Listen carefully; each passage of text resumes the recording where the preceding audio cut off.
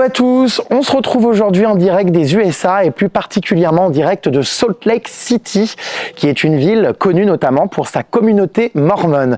Je vais passer plusieurs jours avec Aneya qui a complètement changé de vie, qui s'est réfugiée dans la religion après une vie qui ne lui convenait plus. Oh là là, mais j'adore les maisons, franchement ce quartier est incroyable. On est dans l'Utah, c'est un état vraiment super beau ici aux USA et ce qui est fou c'est que toutes les petites maisons ressemblent vraiment à Desperate Housewives, tout est trop beau. J'espère que je les réveille pas. Bonjour. Bienvenue. Ça va? Merci. Je suis contente. Oui, ça va. Tu as fait bon voyage. Nice to meet you. Nice to meet you. Marlo. Oui, Marlo Junior, mon mari, mon amoureux. Tous les matins, je cuisine le petit déjeuner pour Marlo. Parfois, bon, il m'aide à faire les œufs. Il adore faire les œufs et le bacon. Ouais. Et moi, je suis la pro des pancakes. Ah bah oui d'ailleurs. Elle est déjà en cuisine. How old are you, Marlo? I am 32. Mais il fait hyper jeune. Oui, parce qu'il est très pur. Oh, d'accord. Pas comme certains. Oh arrête louloute, ça commence. C'est super beau ici cette maison. Donc là c'est le salon, en général tous les dimanches on regarde la télé, les photos de famille. Oh, ça c'est quoi? C'est pour les étoiles? Marlo il For adore. the neighbors. Oh, ah, pour observer les voisins. On adore les commérages ici, on a que ça à faire. C'est étrange cette vie là, tu as ta tenue traditionnelle, tout ça, je m'attendais pas à ça. Est-ce que ça te plaît? Ah mais j'adore. Oh la petite fontaine, c'est so cute. Et voilà, ça c'est le parc où souvent le chien il vient Qu'est-ce jouer. que vous êtes bien ici? Vous êtes dans un cadre de rêve. Les Mormons sont venus de New York, ils ont traversé tout le pays, les montagnes. On les appelle les saints, il y en a beaucoup qui sont morts d'ailleurs, et ils sont venus s'installer en Utah. Ah bah d'ailleurs je vois là le livre des Mormons. Alors tu vas nous expliquer parce que ce reportage justement, il va falloir que je sois en immersion et que je comprenne.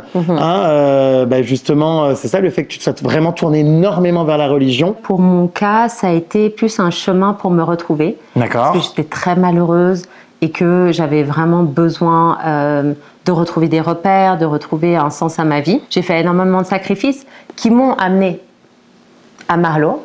Oui. Et il y a la plus grande joie de ma vie et c'est un amour et un bonheur que je ressens aujourd'hui au quotidien qui me transcende en fait. J'ai vu une vie complètement différente et je pensais jamais que ceci pouvait exister. Et pour ceci, il faut faire énormément de sacrifices, surtout quand on vient d'un milieu très glamour, avec beaucoup de superficialité. On est dans une maison très religieuse, hein? Il y a beaucoup de références. Oui, alors ça, tu verras beaucoup chez les membres de l'Église. Ouais. En fait, si tu veux, notre sauveur, c'est Jésus-Christ, donc tu le vois un petit peu partout dans la maison. C'est son oncle qui l'a peint. Oh, j'adore. Ça, c'est sa famille, tu as sa sœur, Marlo. C'est des cantiques, si tu veux, de l'Église. D'accord. Donc le dimanche, on chante beaucoup. Ça, c'est très important aussi dans toutes les maisons américaines. Ils ont tous le drapeau qui est plié de cette manière-là. Ah oui, comme ça en triangle. En triangle. D'accord. Et Marlo, il va nous expliquer la signification. It's the American flag and it's my grandpa's. So my grandpa was a veteran. So he served in the military. C'est très important. Tu sais qu'aujourd'hui, c'est le Memorial Day. Donc, on se remémore la mort des personnes qui sont mortes au combat pour le pays. Ça, c'est la Bible. Oui. C'est ma boussole. Donc, tous les jours, on lit une écriture avec Marlo avant de se coucher. Ça, c'est vraiment un rituel qu'on a pour essayer de prendre exemple en fait sur la vie du Christ. Ça, c'est la carte de mariage qu'on a envoyée aux invités pour célébrer notre mariage qui a été le 26 janvier. Donc, on s'est mariés et scellés au temple de Bountiful. C'est réel ce mariage, pareil, c'est pas pour le buzz. C'est un vrai mariage. On ne se marie jamais pour le buzz. Oh bah dans certaines émissions, si, il y en a, hein, je peux te dire. Voilà, tu vois, tout le matin, on mange les pancakes américains. J'adore. Je prépare frais. Mais c'est réel là tout ça, enfin c'est tenu et tout? Oui, je m'habille vraiment comme ça tous les jours. Mais c'est vrai. Et comment dire, parce qu'on croirait en fait tellement tout est parfait et bon, on dirait une mise en scène. Non, c'est une vraie vie. Oui, c'est une vraie vie. C'est vrai. Ouais. Ah oui, il y a un vrai tiroir de tablier. Alors, oui, bah, bien sûr. Tu sais, tous les jours, je dois cuisiner, alors je me tâche. Ici, la mode, c'est les robes fleuries ou, tu vois, les robes, on dit les robes traditionnelles modestes. D'accord. Ça, c'est le terme exact. Ok. Et c'est ça, en fait, que je porte, que j'adore. Putain, Jésus en PLS là avec mes tenues, non? Voilà. Non, il est très content d'ailleurs que tu m'aides et que tu me visites, je pense. Jésus? Ouais, Bon, je pense que les anges chantent dans le ciel. Ah bah écoute, on lui passe le salam. Allez, c'est parti les puces. Donc ça c'est pareil, c'est pas une comment dire un cliché. Aux US, on mange vraiment des pancakes tout le temps quoi. Tous les matins, il mange des pancakes, des œufs et du bacon. C'est vrai? Ah mais oui. J'ai l'impression de ne servir à rien, d'être plutôt un poids et un boulet, mais bon, je jette 2-3 coquilles par-ci par-là. Ah oui, en fait, je suis un peu exploité, quoi. Non mais... On me fait venir pour faire toute la vaissellerie. Non, mais c'est pas que t'es exploité. Installation de table. Non, mais toi, tu exagères toujours. Hein. Tu veux vraiment travailler sur un coup de couteau. Hein. Ça va pas, arrête, louloute. J'ai l'impression d'être une desperate Tu housewife. sais ce que j'aimerais bien que tu sois ma nounou. Ça va pas. Pour les enfants. Quels enfants? T'as pas de gosse encore? Bah oui, mais j'en aurai bientôt. Mais ça va pas, non, moi nounou, j'ai horreur d'être au service des gens. Ah, Marlo est en train de faire les pancakes, super. Dis donc, il est bon à marier cet homme. Eh ben, il est déjà marié, vois-tu. Bah oui, je vois ça. Quand tu es marié, tu te scelles à quelqu'un pour l'éternité. C'est un changement de vie. Ouais. Tu vis avec quelqu'un au quotidien. C'est des responsabilités que je n'avais pas avant. De construire une famille, de m'occuper de mon mari. Bah là, t'en fous pas une, hein, t'occuper de ton mari. Moi, je vois surtout un mari qui fait tout. Mais bon, je dis ça, je dis rien. J'en fous pas une, mais toi, tu seras toujours... Mais c'est jamais assez pour toi. De toute façon, t'es vraiment un enfant gâté. Ça boit quoi, un mormon? Tu veux un coca? Ça boit du coca, les mormons? Tout le temps. C'est vrai? Ouais. D'accord. Ah oui, c'est vraiment les coca. On n'a pas ce design, nous, Ils en adorent France. ça, ou genre ça aussi, Marlo. Babe, do you want this? Pick it up. Mais ça va pas? No, that's Mais my c'est brother. de l'énergie drink, are you Ok. crazy? Mais ils adorent. D'accord. Faut pas que t'en prennes. Attends, non, mais si toi t'en prends, on n'a pas fini la journée. Non, c'est clair. Là, le problème, c'est que j'ai peur de péter, moi. Enfin, non, mais c'est un peu trop chargé en farine et en œuf. Non, mais tu vois, il y en a beaucoup trop. Ah, dis donc. Mais écoute, tu manges ce que tu veux. Oui, oui, bah oui, je vais, parce que... Mieux vaut en avoir trop que pas assez. Non, parce que surtout, je me rends malade chez les gens, j'ose pas péter, c'est mon gros problème.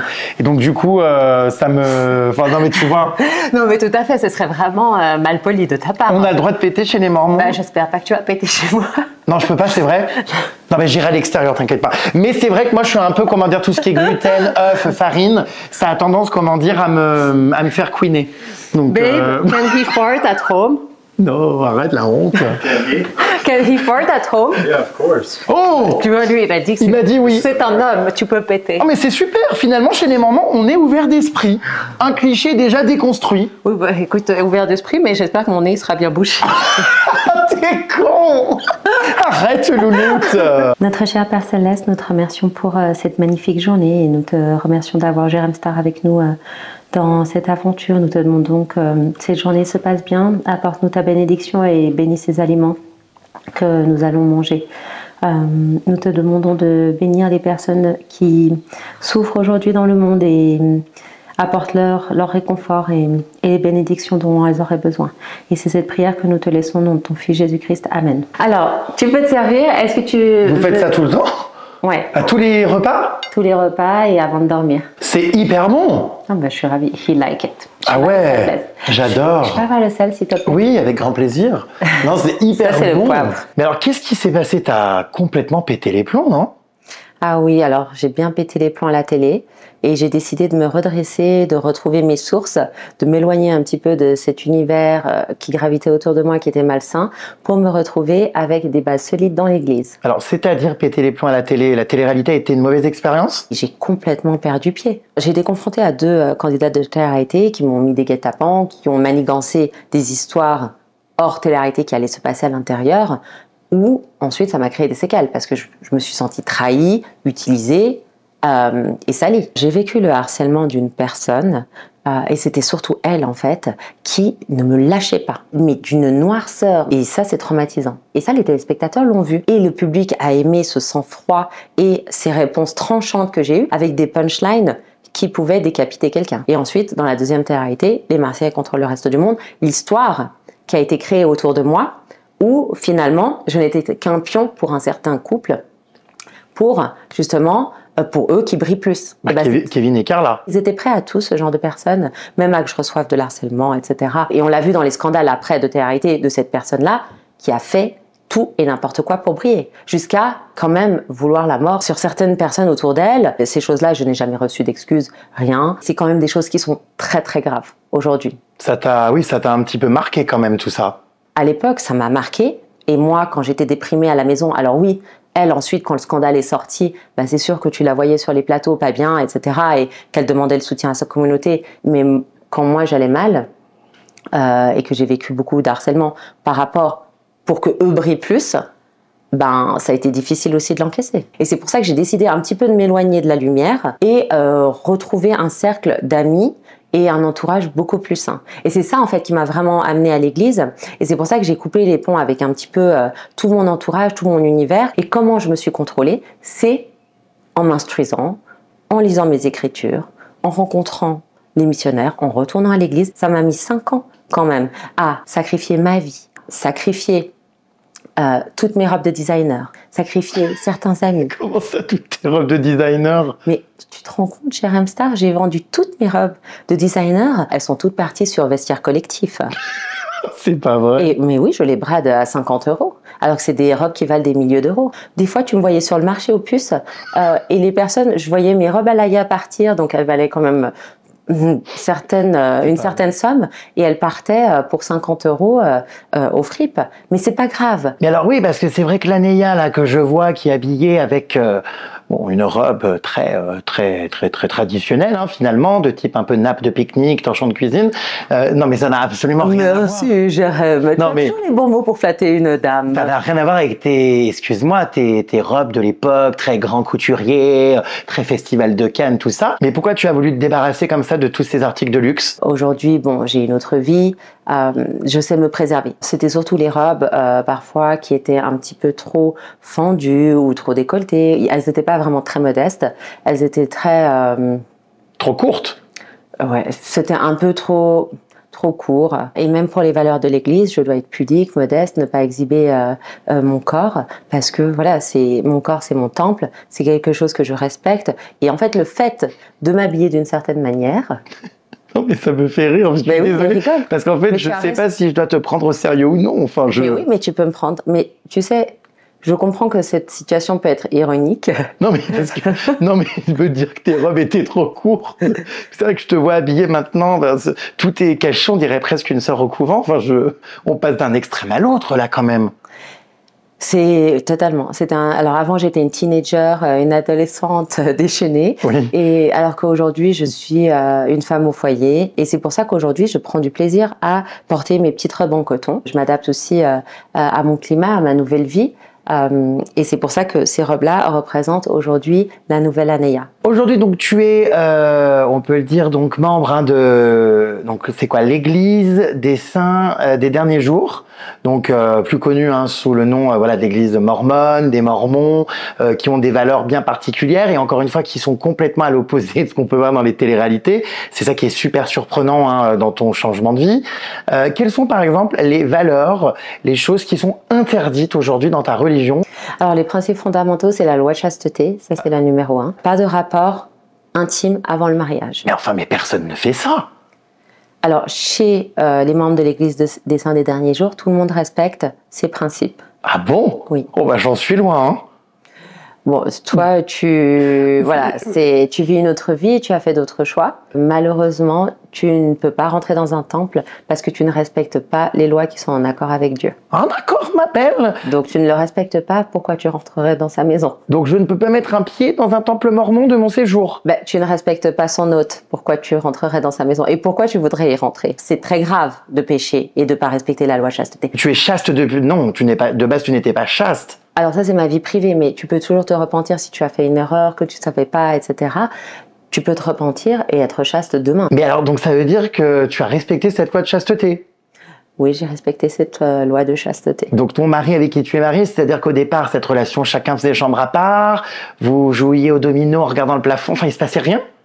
Oui, il se passait beaucoup de choses, mais on allait dans les parcs, on apprenait à se connaître, j'ai rencontré sa famille, on se voyait tous les jours. Tous les jours, on faisait quelque chose.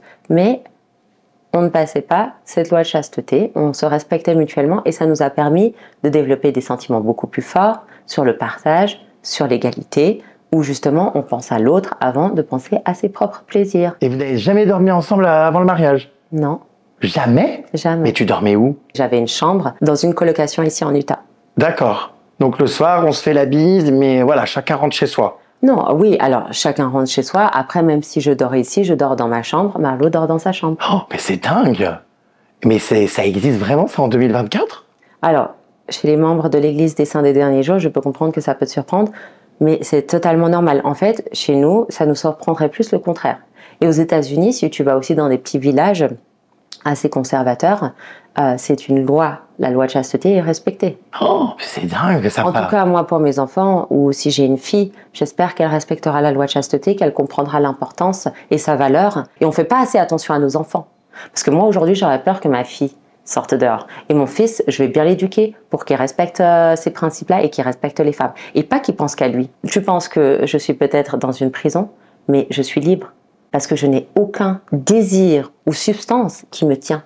Alors qu'un homme qui ne respecte pas la loi de chasteté, il n'est pas tenu par lui-même, mais il est tenu par son désir et il est emprisonné dans ce schéma-là. Si tu apprends à te contenir depuis ton plus jeune âge et que tu ne réveilles pas ce genre de désirs qui peuvent être très forts parfois, et c'est très très dur pour les hommes, et ça je peux le concevoir. N'importe qui, même que ce soit un membre de l'Église des Saints des Derniers Jours, a ces désirs-là. Mais je ne pense pas que ça excuse qu'un homme, parce qu'il a ses désirs, il peut agresser une femme. Non, il doit, bien sûr, ou qu'il ne peut ne pas la respecter. Parce qu'aujourd'hui, c'est ça qui se passe. C'est parce qu'il a un désir tellement fort qu'il va raconter n'importe quoi à une femme pour pas l'agresser, mais pour la tromper et pour l'utiliser. Il y a combien de filles qui pleurent après parce qu'elles se sont fait utiliser?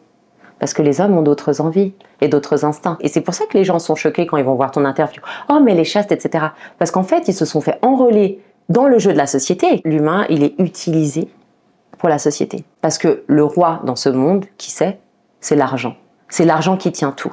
Et est-ce qu'on fait attention à l'humain? On peut très bien le voir dans les guerres aujourd'hui actuelles, et c'est scandaleux en fait. Attends, on va parler aussi de l'homosexualité. Pourquoi l'homosexualité aujourd'hui est tolérée, acceptée, etc.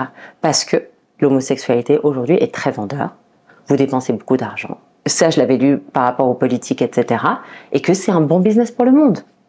Vous voyagez, vous aimez les belles choses, etc. Et alors, qu'en est-il dans cette église au sujet des gays? Suis-je complètement interdit d'accès de par ma sexualité? Est-ce que c'est une religion qui accepte les gays? Alors oui, on accepte et tolère les gays. Ah bon? Bien évidemment que... c'est la première fois que j'entends ça. Alors, normalement, dans chaque religion, on n'a pas le droit de juger son prochain et on doit l'aimer tel qu'il est. Cependant, tu n'as pas le droit de prendre le pain et l'eau. Tu peux venir à l'église, bien évidemment. Donc je vais crever de soif et de faim, moi, avec voilà, tout ça. Tu ne peux pas aller au temple, tu ne pourras pas te marier avec un homme et être scellé au temple. Donc il y a certains principes religieux que tu ne pourras pas suivre, mais je peux bien évidemment être amie avec toi, je t'accepte et je t'aime tel que tu es, Jérémy. On dirait que le sexe est, comment dire, quelque chose d'interdit, de tabou, alors que c'est le principe même, justement, de la reproduction. On a l'impression que c'est vraiment interdit quand on désire quelqu'un d'avoir du sexe. Surtout qu'il y a quand même, je trouve, dans les religions, beaucoup d'hypocrisie, parce que beaucoup ne respectent pas ce principe et ils se cachent derrière une religion, mais en fait, bon... Tu vois, font des choses, voilà. Est-ce qu'il y a un peu d'hypocrisie autour de ce principe de chasteté? C'est un des principes les plus durs, de contrôler ton désir. Tu regardes pareil dans l'islam, etc. C'est pareil. Tu dois te marier et assumer ta responsabilité d'homme. Donc si les hommes assumaient leur responsabilité envers une femme, il n'y aurait pas ce genre de problème, ils auraient une femme avec eux. Alors après, c'est vrai qu'on parle des hommes, tout ça, mais il y a aussi les femmes. Enfin, je veux dire, des femmes aussi ont des désirs. Est-ce que toi, justement, quand tu as dû respecter ce principe de chasteté, que tu as rencontré, ton mari, est-ce que tu as eu des envies que tu as contrôlées? Alors, une femme, c'est beaucoup moins présent. Il ne faut pas se mettre dans des situations où tu pourrais provoquer ses désirs, ou voir des images qui pourraient te les provoquer.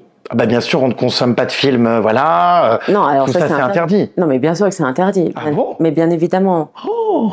Marlo est très beau, etc. Mais comme j'ai toujours su me contenir et comme j'ai respecté la loi de chasteté, eh ben, si il y avait une envie ou quelque chose, une pensée, eh ben, je la chasse. Et donc, du coup, on dérapait jamais. Est-ce que se masturber fait que ça ne respecte pas la loi de chasteté, par exemple? Si tu ne veux pas avoir de rapport avec ton compagnon avant le mariage, si l'un ou l'autre se masturbe, c'est aussi interdit? Ce n'est pas conseillé. C'est-à-dire que si ça se passe, etc., bien évidemment que tu peux aller autant. Ce n'est pas conseillé parce que tu joues avec le pouvoir de reproduction.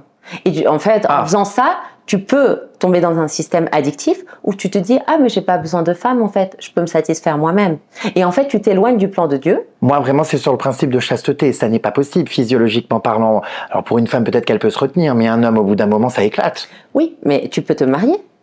Mais si j'ai pas envie? Tu ne respectes pas la loi divine. Oui, je sais, mais enfin, je vais pas rester non plus comme un Tanguy toute ma vie à rien faire. Enfin, tu vois. Oui, mais c'est parce que tu ne veux pas te soumettre aux règles. Il y a aussi un autre principe au-delà donc de la chasteté dans la religion mormone. C'est quoi? C'est une autre forme d'abstinence? Alors, il y a une pureté du corps à préserver.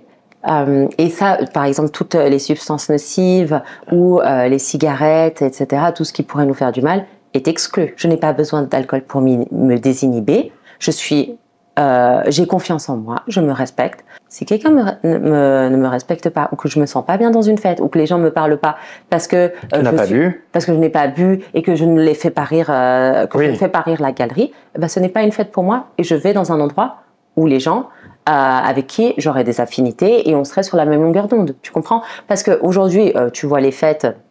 Aujourd'hui, les gens boivent parce qu'ils sont excédés de la société. Mais je veux dire, par exemple, à Noël, une coupe de champagne, au mariage, vous n'avez pas bu de champagne? Il n'y a aucun alcool qui est autorisé. Voilà. Tu vois, il n'y a pas de... En fait, si tu veux, dans cette religion, il n'y a pas de juste milieu, en fait. On ne joue pas avec les règles. Il y a une règle, c'est pas d'alcool, il n'y a pas d'alcool.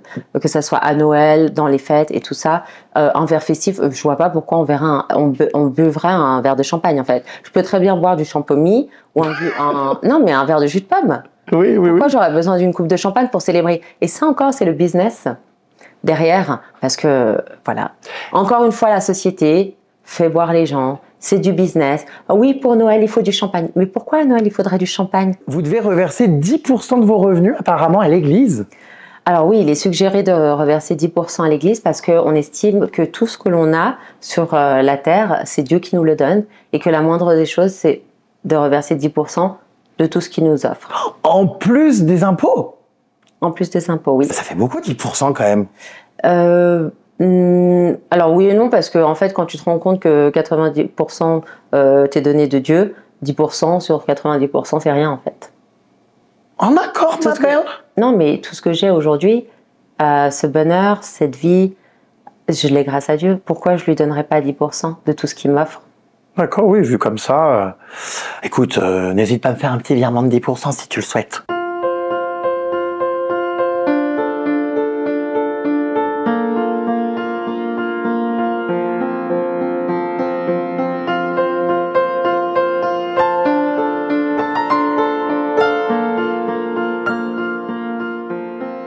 Alors là, Jérém, je suis hyper émue. On est devant le temple de Beautiful où on s'est marié et scellé avec Marlo. Ouais. Et on revit ce moment avec toi qui est juste extraordinaire et magique. Mais la robe est incroyable! Merci, c'est la robe de la grand-mère à Marlo. Oh my god! Ah oui? Oui. Et c'est incroyable, on a aussi, regardez, une très belle tenue, les puces. Oh, alors ça, c'est un truc vraiment, apparemment, très typique ici aux US. C'est les cow-boys, c'est ça? It's a cowboy. What is it, babe? Ouais, je crois que c'est un accessoire cowboy, un petit clin d'œil. Cowboy. It's a bolo tie. Ok. Bolo tie. C'est beau. C'est une cravate de cow-boy. Ouais. Avec la petite ceinture. Eh bien, il est très élégant, ce petit Marlo. Hein. Allez, venez, mes puces. J'ai l'impression d'être le témoin de ce mariage. On aurait adoré t'avoir comme témoin. Comment ça s'est passé, ce mariage, justement, ici? Raconte-nous, c'est quoi tes souvenirs? Parce que c'est vrai que vous vous êtes mariés très rapidement. Hein. Ça a été un mariage express, oui. Peu de temps après la rencontre. On s'est mariés le 26 janvier exactement. Après 4 mois, on a su l'un comme l'autre qu'on était vraiment en harmonie et qu'on pouvait construire une vie de famille agréable. Et c'est pour ça qu'on s'est mariés aussi vite. Le fait d'être ici aujourd'hui au temple de Beautiful, pour moi, c'est une consécration parce que j'ai fait beaucoup de chemin depuis mon enfance, ma jeunesse, la télé-réalité. Et si tu veux, c'est l'aboutissement d'un rêve que j'ai voulu avoir quand j'étais petite et j'ai pu me recentrer sur vraiment ce que je voulais, ce qui allait me rendre heureuse et comment construire une vie saine avec un mari qui pourrait m'accompagner dans la construction d'une famille. Vive les mariés, un baiser! Oh d'accord, mes grandes, je tiens la chandelle, hein, je suis au milieu. Eh bien, je vous déclare mariés, j'espère pour de nombreuses années, hein. For your new life in Utah. Chez les Mormons, on ne divorce pas. C'est vrai? On règle les problèmes, on surmonte les épreuves, mais jamais on divorcera. Et c'est pour ça qu'on se marie dans ces temples, c'est pour être scellés avec nos familles pour l'éternité. D'accord. Donc même avec Marlo, après notre mort, on sera scellés à nos enfants. Je suis scellée avec ma famille, sa famille, et on est tous ensemble. J'espère que tu supportes ta belle-mère. Je l'adore. Ouais, vaut mieux que ça se passe bien. Heureusement, tout se passe très bien et j'ai une belle famille qui est adorables, qui m'ont tout de suite adoptée, tout de suite accueillie chez eux et je suis comme leur fille aujourd'hui. Comme quoi on peut changer du tout au tout, il est possible à n'importe qui de trouver le bonheur si on fait les bons choix et qu'on s'entoure bien. Non mais alors on dirait un discours de Miss France. Je canne. Votez 4. C'est très important d'expliquer, je trouve aujourd'hui aux jeunes, il faut être en accord avec soi-même, se respecter et avoir des valeurs dans la vie pour avancer dans un milieu sain. Merci beaucoup Miss Utah pour ce discours. Les téléspectateurs vont donc voter. Vous avez peut-être une dernière phrase pour convaincre les gens de voter pour vous ce soir? Vous avez 2 choix. Jérém et la vie de débauche, ou Anéa et la vie pieuse et chaste. Moi, je vote la vie de débauche. Votez 2 pour la vie de débauche, votez 1 pour la vie chaste. Ce soir, je vais vous faire craquer. Pourquoi? Eh bien parce que je suis ostéopathe. Bon bref, c'était ma phrase pour être élue. T'as pas la rêve, toi, j'imagine, maintenant que tu es américaine. Je ne comprends pas. C'était une Miss qui avait dit ça dans le concours. Oh, je marche sur sa robe, merde. Pas de chromo devant le temple. Qu'est-ce que c'est que tous ces gens-là? Alors sûrement qu'il y a un mariage qui prépare. Ah, il y a un autre mariage? On va passer par là.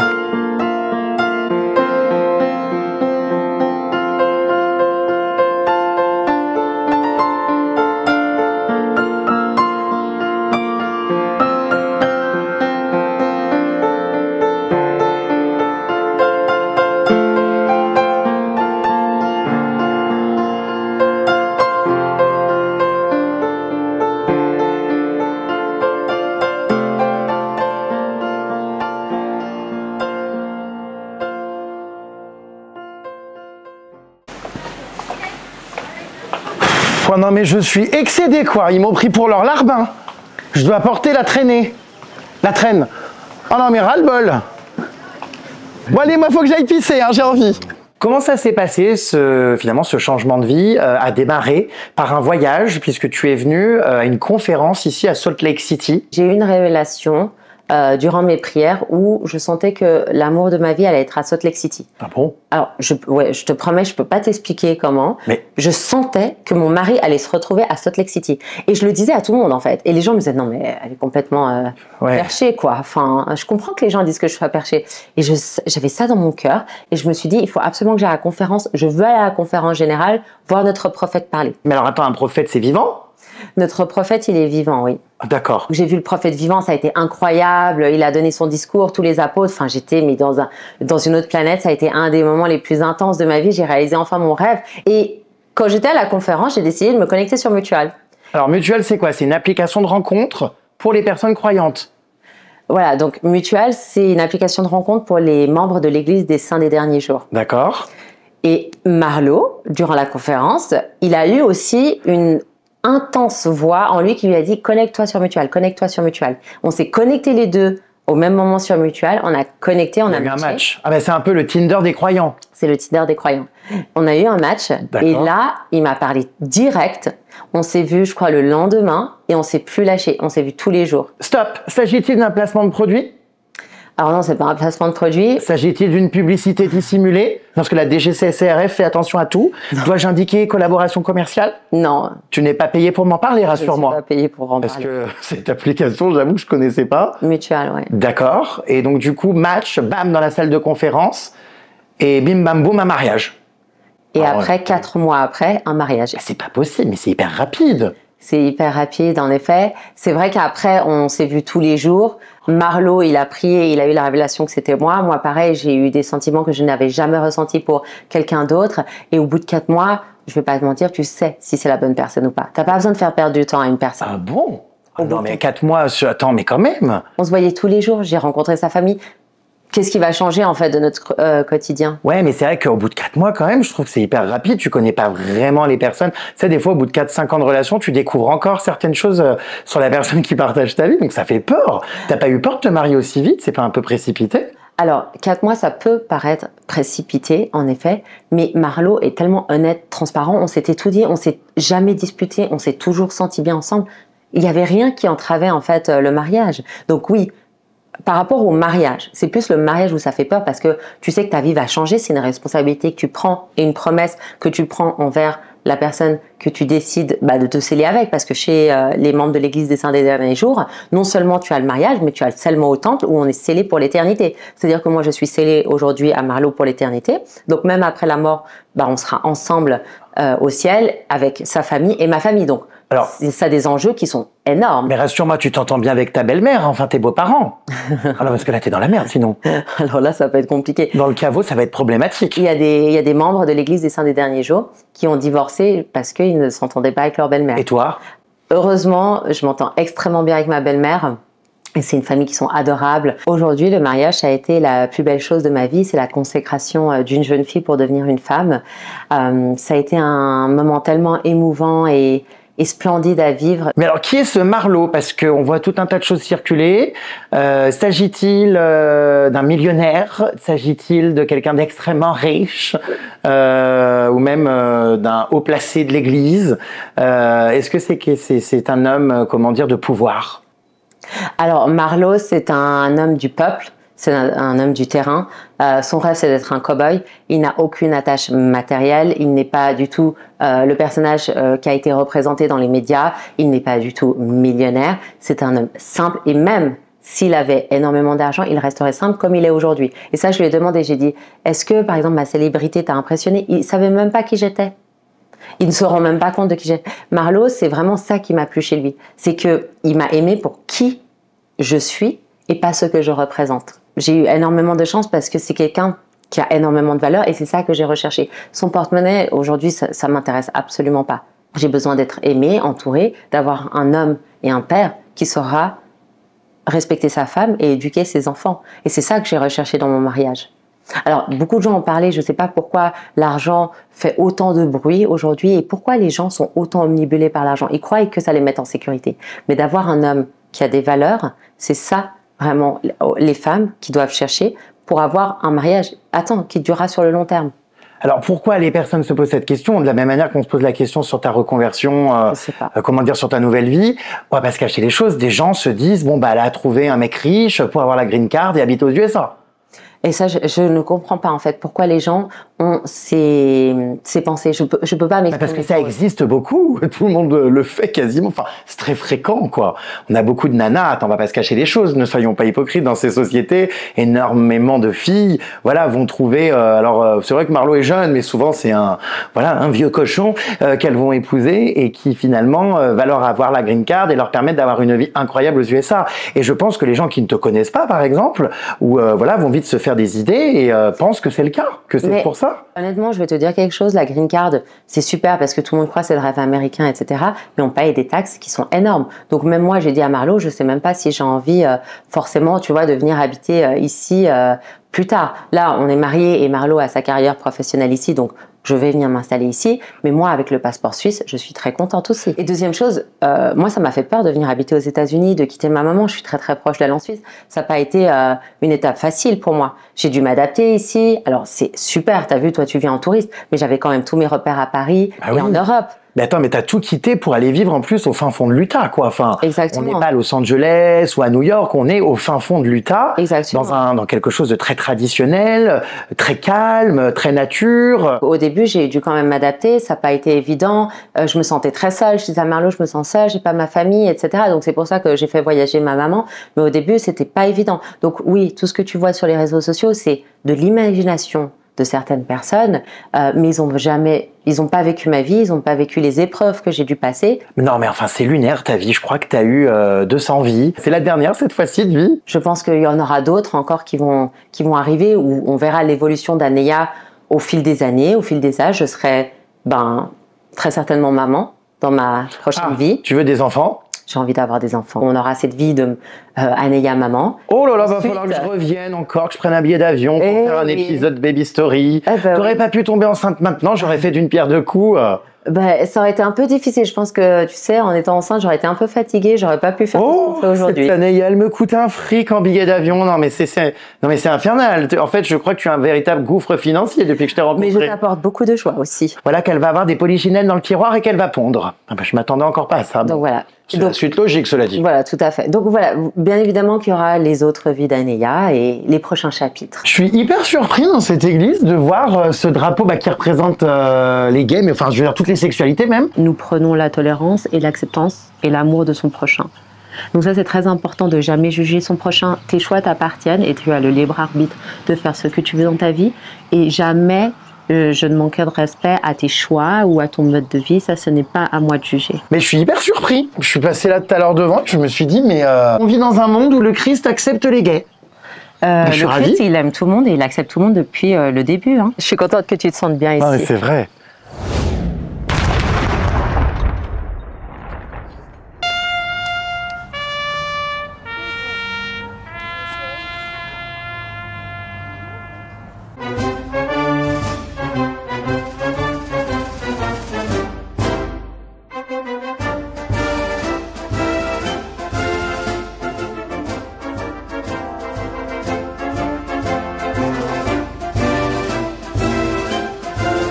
Alors là, nous sommes au Capitole, c'est absolument sublime. C'est magnifique, c'est très grand, très épuré et tu as ce grand bâtiment avec cette arche ronde. Ah ouais, c'est beau. Et en fait, c'est où les sénateurs de chaque État et surtout de l'État d'Utah qui viennent ici décider des lois. Et aujourd'hui d'ailleurs, c'est le Memorial Day, on a de la chance d'y être, avec, c'est ça, tous les anciens combattants, les papys qui ont servi l'armée. Il y a un discours là, voilà, c'était important, plus pour Marlo d'y venir. L'armée est très importante ici et tout le monde respecte l'armée. Juste en face, regardez, on a des montagnes enneigées. Oh, qu'est-ce que c'est beau!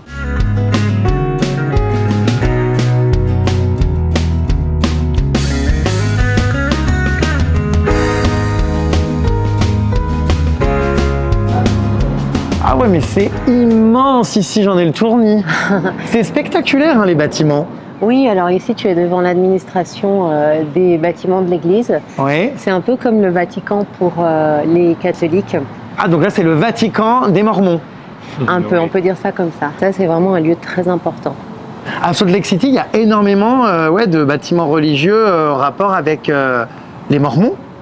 Oui, parce qu'ici, tu es vraiment dans la capitale des Mormons. Nous, on croit à la deuxième venue du Christ et on pense que justement, ça sera les saints, donc les Mormons, qui ont suivi les préceptes du Christ. Et c'est pour ça qu'on nous appelle les saints des derniers jours. Parce qu'on sera pratiquement les derniers saints qui resteront sur Terre. Tu sais que nous avons des règles très strictes pour rentrer au temple. Oui. Donc, est-ce que tu es pur? Alors pur, oui, extrêmement. Moi, je suis quelqu'un de très pur. J'ai une belle âme. Est-ce que tu as des rapports hors mariage?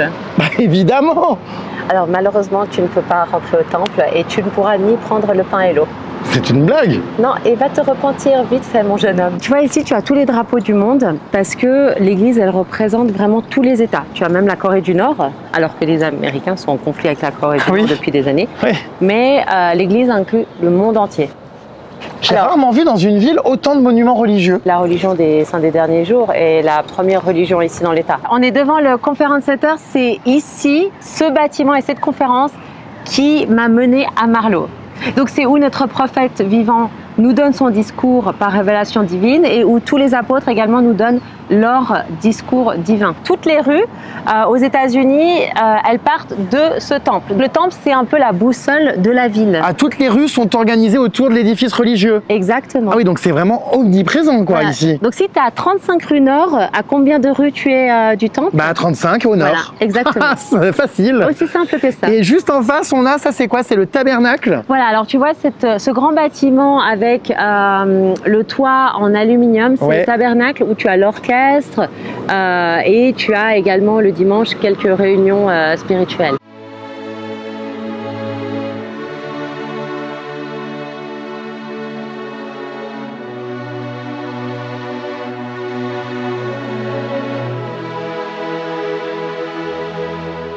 Et ce changement de vie, alors du coup maintenant, puisque tu es très pieuse, énormément dans la religion, est-ce que ça a été compliqué? Psychologiquement, ça s'est passé comment cette transition? Ton cerveau a réagi comment? Ce changement, oui, il a été difficile. J'ai eu peur, j'ai beaucoup pleuré. Pleurer? J'ai tellement pleuré, Jérém. J'étais chez moi, au chalet en Suisse, et je pleurais. Parce que à un moment donné, le changement, ça te fait tellement peur et c'est dur, tu vois. Tu dis non, mais j'ai pas envie, tu vois. Je sais pas qu'est-ce qui va m'attendre. Il y a des moments où ça a été très dur et je me demandais si j'allais y arriver, pourquoi je faisais tout ça. Et en fait, c'est souvent dans ces périodes-là où tu as des périodes difficiles, où tu dois changer, te remettre en question et aller vers l'inconnu. Et après, tu découvres la lumière et la bénédiction. Ça a été un travail, comme je te dis, qui a duré presque 5 ans où je lisais mes écritures, j'allais au temple prier, je fréquentais des membres de l'église, j'allais tous les dimanches à l'église, je reprenais le pain et l'eau chaque semaine, je m'éloignais des personnes qui ne me respectaient pas ou qui ne respectaient pas mes alliances que j'ai faites aujourd'hui. Et ça, c'est extrêmement difficile, surtout son entourage. Quand tu perds ton entourage, tu te dis, mais mince, je me sens encore plus seule. Mais après, tu rencontres encore d'autres gens qui sont extraordinaires. Ensuite, ah oui, alors toutes mes robes. Toutes mes robes, en fait, que je pouvais plus mettre. Au début, c'était difficile, tu vois. Non, mais j'avais des robes de designer. Je me suis dit, ah, mais attends, j'ai acheté toutes ces robes. Maintenant, je peux plus les mettre. Et petit à petit, j'ai mis d'autres robes. Ça a été difficile. Ça a été difficile au début de tout lâcher, tu sais, me détacher de tout le matériel. Mais pourquoi se couper des gens, ne plus avoir d'amis, renoncer à tous ces vêtements? On a l'impression que c'est plein de choses qui te privent. Finalement, que tu vas te priver de plein de choses. On dirait que c'est des sacrifices. Parce que c'était des relations qui n'étaient pas saines dans ma vie. D'accord. C'est des gens qui ne se comportaient pas d'une manière pour mon bien-être. Et je peux vivre très très simplement aujourd'hui parce que je me suis détachée du matériel. Et que Dieu pourvoira à mes besoins. Si j'ai un toit que je peux manger et que j'ai de quoi m'habiller, j'ai pas besoin de plus moi en fait, tu vois. Ça me fait penser, tu sais, parce qu'on voit beaucoup d'influenceuses qui étaient un petit peu puputes, quoi, qui étaient tout le temps habillées, voilà, extrêmement provocantes, qui étaient, vraiment dans l'exubérance totale, et puis qui du jour au lendemain, pareil, se convertissent à une religion, et on se demande si c'est pas pour se racheter une bonne conduite ou se rassurer soi-même. On voit beaucoup d'influenceuses sur les réseaux sociaux aujourd'hui, pas besoin de faire de dessin, hein, qui partent en pèlerinage, qui se convertissent à une religion, et qui en fait, quand on regarde leur passé, on se dit non mais lol quoi, c'est quand même une sacrée hypocrisie quoi. Est-ce que toi justement c'est vraiment sincère cette transition, ou c'est aussi parce que tu avais envie de te racheter quelque chose du passé dans ce que tu véhiculais, représentais par exemple? Je pense que c'est des influenceuses qui essayent, tu vois, qui essayent, tu vois, de s'en sortir, qui essayent de changer, mais elles n'y arrivent pas parce que leur passé les rattrape. Et je peux t'assurer que quand ton passé te rattrape, il est beaucoup plus fort et il faut être très très forte pour s'en débarrasser. Du coup, elles font des pèlerinages à la Mecque, certes, et je pense qu'elles partent d'une bonne intention, qu'elles ont envie de changer, qu'elles ont envie de retrouver cette paix intérieure, peut-être qui a été brisée. Mais ça colle pas. C'est pas que ça colle pas, c'est qu'elles n'y arrivent pas. Elles n'arrivent pas à aller jusqu'au bout. Elles n'y arrivent pas parce qu'il y a trop d'argent en jeu, qu'elles représentent une image sexy de la femme moderne, libérée, et qu'elles n'arrivent pas à rentrer dans la religion et abandonner ce que la société peut leur offrir. C'est vrai que j'essaye de comprendre parce que on va pas se cacher les choses. Aujourd'hui, sur les réseaux sociaux, c'est à la mode. Les gens qui se réfugient dans la religion, par exemple, je pense à l'islam. Malheureusement, il y a beaucoup de gens qui utilisent cette religion parce que ça fait parler, parce que c'est à la mode. C'est terrible de dire ça, mais il y a beaucoup de gens qui, voilà. Et c'est pour ça que je pense que tout le monde se pose aussi beaucoup de questions sur toi. Moi, le premier, je suis venu ici pour me faire mon idée. Je te donnerai mes conclusions en fin de séjour. Mais est-ce que c'est parce que, voilà, c'est bankable sur les réseaux, pour la mode, pour faire parler, ou est-ce que c'est un véritable changement sincère? Bien évidemment que c'est sincère. Bien évidemment que tu peux pas te marier avec quelqu'un dans la religion aussi pure que Marlo, sacrifier toute ta vie, venir en Utah, si c'est pas sincère. J'ai toujours été mormon, moi. Mais à l'époque, je le cachais. Avec d'autres tenues vestimentaires, en étant comme les autres filles. Et j'ai vu que ça a mené à ma perte. Je ne sais pas si vraiment on peut se convertir à l'Église des Saints des Derniers Jours pour la mode, parce que c'est une religion qui fait très peur, et au contraire, il y a beaucoup d'influenceuses aujourd'hui qui parlent pas de cette religion, parce que ça leur enlève des contrats publicitaires et que c'est beaucoup moins vendeur sur les réseaux sociaux. J'y vais beaucoup plus dans le terme business à perdre, tu vois, parce que une candidate chaste qui est pure, est-ce que j'intéresse aujourd'hui les productions? Alors, tu es inembauchable. J'ai pas joué de la religion pour avoir ma communauté, parce qu'au début, j'ai plus perdu de followers parce que les gens se sont désabonnés de moi au début. Ah bon? Oui, j'ai eu beaucoup de gens qui se sont désabonnés de moi Parce qu'en fait, les gens croient que c'est une secte. Voilà, les gens croient que les Mormons, c'est une secte. Voilà, j'ai beaucoup de gens qui sont revenus vers moi et qui m'ont dit oui, est-ce que ta religion c'est une secte, etc. Alors, c'en est une. L'Église des Saints des Derniers Jours est reconnue comme église dans le monde entier. Nous avons des temples qui sont autorisés, des églises qui sont autorisées, nous respectons les lois. Le terme secte, qu'est-ce que ça veut dire? La définition du terme secte, qu'est-ce que ça veut dire? C'est un groupe qui est imperméable à la société et qui vit reclus sur lui-même. L'Église des Saints des Derniers Jours ne vit pas reclus sur eux-mêmes. On accepte tout le monde et on vit avec les lois gouvernementales de chaque pays. Donc non, on ne peut pas être associé comme secte et nous ne sommes absolument pas une secte. Et cette religion fait peur aux gens. Et moi-même, avant de venir, eh bien, j'avais cette image que c'était une secte. Parce qu'on a l'impression qu'on a toujours des gens qui essayent de nous convertir à ça. On va croiser des gens dans la rue qui veulent nous parler de ça, nous enrôler dans quelque chose. Ils ne s'essaient pas de t'enrôler. Ils te donnent le témoignage du Christ. Jamais tu verras qui que ce soit te forcera à aller à l'église. Et c'est ça en fait que les gens ont peur. Ils se font une idée, des choses comme toi tu t'es fait une idée de l'Utah.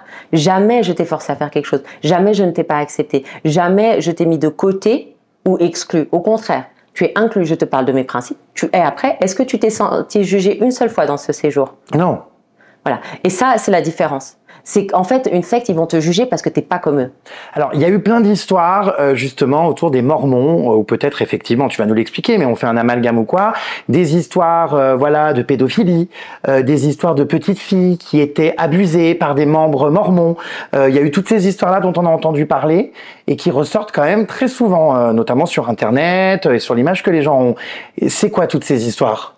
Alors, c'est des histoires, bien évidemment, qu'il faut prendre au sérieux, mais il ne faut pas faire l'amalgame avec les membres de l'Église des Saints des Derniers Jours et les fondamentalistes. Les fondamentalistes, effectivement, il y a un gourou qui s'appelle Jeff Warren, qui est un criminel pédophile qui est emprisonné aujourd'hui. C'est un mormon, lui. Mormon, mais nous considérons plus mormons depuis longtemps. En fait, on nous appelle les membres de l'Église des Saints des Derniers Jours. Nous croyons au livre de Mormon, mais nous ne sommes pas mormons. Et notre prophète nous l'avait dit déjà, il ne faut pas nous appeler les mormons parce qu'on ne veut pas être assimilés avec ces gens-là, qui sont les fondamentalistes, qui on pourrait, si vous voulez les comparer aux terroristes. En fait, les terroristes se disent musulmans, mais ils n'appliquent pas du tout le Coran. Chez les membres de l'Église des Saints des Derniers Jours, il n'y a pas, à que je connaisse, de pédophilie comme il se passe dans les fondamentalistes. Il faut savoir, si tu veux vraiment parler de toutes les religions sont tenues par des hommes. Il y a eu des scandales de pédophilie énormément chez les catholiques aussi. Oui. Tu comprends? Il ne faut pas tout mélanger. Mais ça ne veut pas dire que tous les prêtres catholiques sont pédophiles. Donc les gens font des amalgames. Ça ne veut pas dire que tous les musulmans sont terroristes. Le problème, c'est qu'on associe votre religion, le mot mormon, tout ça. Je pense qu'on demande à n'importe qui n'y connaît rien, et c'est aussi pour ça que j'ai fait ce reportage, pour comprendre. On associe ça à des abus sur des petites filles, à de la pédophilie, à des actes extrêmement graves, à des gens qui vivent reclus entre eux, à des personnes qui font peur. Oui. Moi, je me demandais où j'allais tomber. Hein. Je me demandais même si j'allais pouvoir rentrer en France vivant. J'espère qu'il va rien se passer d'ailleurs. Hein. Est-ce que tu penses qu'il va se passer quelque chose? Tu m'as l'air plutôt saine et good vibes, mais enfin bon. Bon, j'en suis rassurée parce que, alors, le but, c'est pas de te faire peur, Jérém. Apparemment, les Mormons sont polygames. Ça aussi, ça intrigue beaucoup. Est-ce que tu as donc plusieurs hommes? Alors, ah oui. Alors déjà, avec un, c'est beaucoup de travail, donc je me sentirais pas à l'aise avec plusieurs hommes. Mais en général, c'est le contraire. Ah, alors, est-ce que ton mari a plusieurs femmes? Donc, voilà. Il y en a une qui est cachée là dans la baraque, sous le matelas, sous le... Non? Alors, mon mari a 2 femmes, sa maman et moi. D'accord. Donc alors, vous n'êtes pas polygame, vous? Personne n'est polygame chez les membres de l'Église des Saints des Derniers Jours, et c'est interdit, bien évidemment. Si quelqu'un est polygame, il est excommunié de notre Église. Ah bon? Mais alors ça vient d'où ces histoires de polygamie? Alors les histoires de polygamie reviennent à l'époque, en 1780, où la polygamie était autorisée dans le monde, dans les lois également gouvernementales. Les hommes pouvaient, s'ils avaient l'accord du prophète, pratiquer la polygamie. Bah dis donc.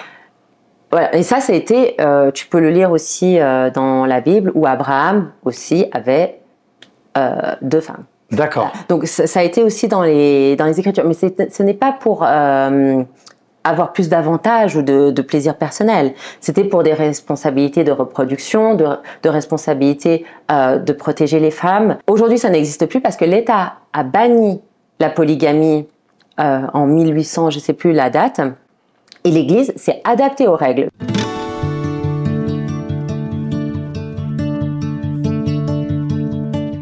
Petite ferme traditionnelle. Oh, c'est sublime, on est où là? C'est incroyable. Alors là, je t'ai emmené dans une petite ferme mormone pour te montrer vraiment, tu vois, la culture mormone. D'ailleurs, la famille de Marlowe était des mormons qui travaillaient beaucoup dans les fermes, qui étaient des travailleurs, qui vraiment gagnaient leur argent avec la sueur de leur front. Nuovo, c'était le second temple mormon et ils ont marché de Nuovo jusqu'à Salt Lake. Oh, pendant 1 an?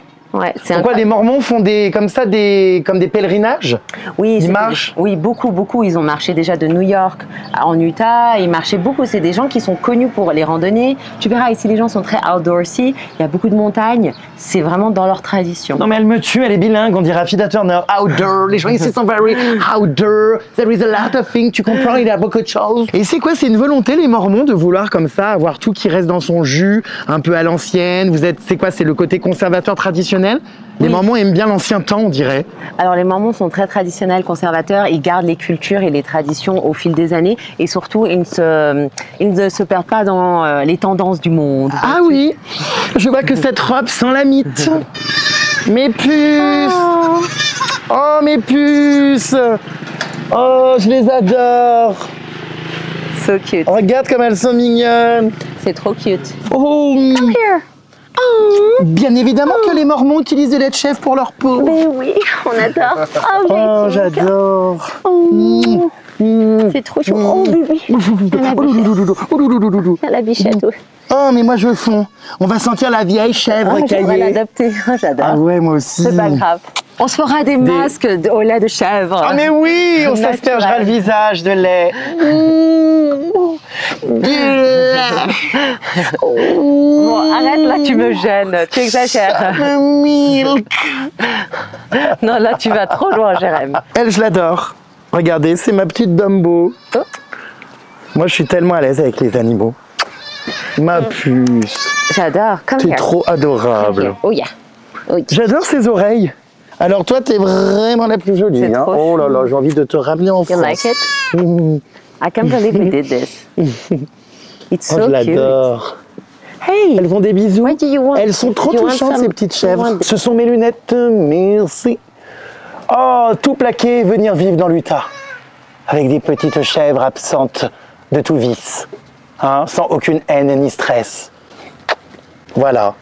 Finalement, je crois que j'aime votre vie, vraiment. Regarde, elle me bouffe le lobe de l'oreille. C'est extrêmement dérangeant. Ouh, ça me fait des sensations bizarres.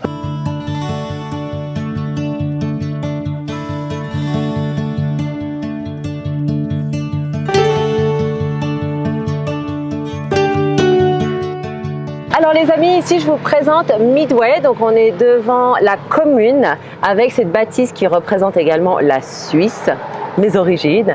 Et il faut savoir que tous les ancêtres de Marlowe ont construit des petites maisonnettes ici que l'on va visiter. D'accord. Tu viens avec nous? Oui, bien sûr, Madame Laura Let's go. Ingalls. Mais c'est magnifique cette baraque-là. Tu pourrais devoir faire ta retraite avec moi ici. Alors avec toi, non. Et faire le Non, ménage. je suis pas sûr de pouvoir assurer le devoir conjugal. Alors là, si tu veux, c'est le village où tous les Suisses mormons sont venus s'extrader et s'installer aux États-Unis. Et c'est pour ça que tu vois des petites maisons qui représentent leur culture, les drapeaux de la Suisse. Oh, regarde! Wow! Babe! Look Oh at my the, God, c'est look magnifique. at the Bambi! Mais j'adore. Mais qu'est-ce qu'elles font là, ces biches dans les maisons? Mais c'est des biches sauvages! Mais c'est incroyable. C'est trop incroyable!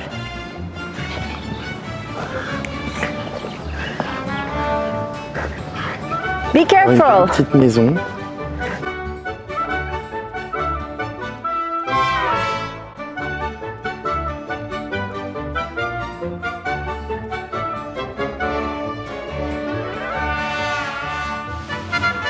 Voilà, Jérém, ma vie chez les Mormons, on n'a plus de secret pour toi. Oui. Et c'était une immersion franchement hyper intéressante. Je vois que tu es épanouie, heureuse. Alors j'ai envie de te dire, tant mieux. Merci en tout cas d'être venu nous visiter, d'avoir découvert notre univers. Et c'était un plaisir de te recevoir, ma petite canaille. Bah merci ma petite canaille. Et vous êtes hyper mimes. Je vous souhaite plein de belles choses. Je crois qu'il s'est endormi, Marlowe. He's sleeping. Il a mal à sa jambe, le pauvre.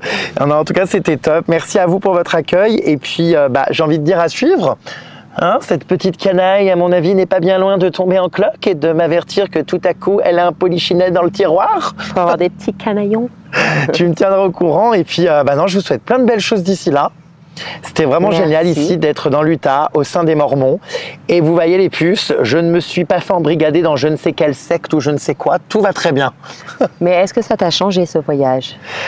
Franchement, ça m'a fait découvrir des très belles choses. Et en plus de ça, ça m'a fait découvrir une religion qui me faisait peur. Enfin, au départ, j'avais vraiment l'impression que c'était une secte, je vais te le dire. Hein. Enfin, les gens en parlent tellement tout le temps quand ils connaissent pas de ça comme d'une secte. Et au final, je me suis rendu compte que vous aviez l'air relativement équilibré. Eh ben, bravo pour ton courage et j'espère que tu repartiras avec un beau bagage. Allez, à très vite. À très vite les canailles. Bisous canailles. Bisous.